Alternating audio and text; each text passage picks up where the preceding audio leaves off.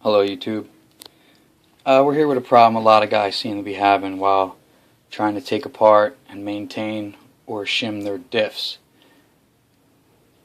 Savage got these newer aluminum, or shall I say alloy cases, and they used to have plastic ones like this, and what happens with the alloy ones is they use a lot or just some really good Loctite at the factory, and when taking them apart, a lot of times, at least 1 out of 4, you're going to strip one of your screws out, and you're going to strip it out pretty bad trying to get it out.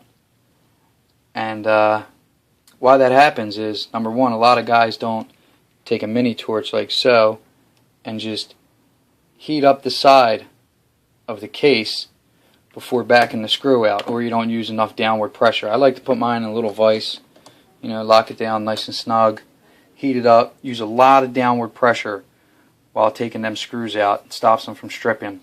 But if you ended up in this scenario like I have before, you can get that screw out. You're just going to need a few things. How I like to do it is I like to take a T15 Torx bit and a 7/64 drill bit. And what I do is I take the drill bit, I start to drill in, bam. Then I take my T15, boom, I hammer it in, or I take the big one, boom, I hammer it in, and back the screw out. Once you've hammered it in, heat the side up, get it nice and warm, let that metal expand, that Loctite get gooey, back it right out.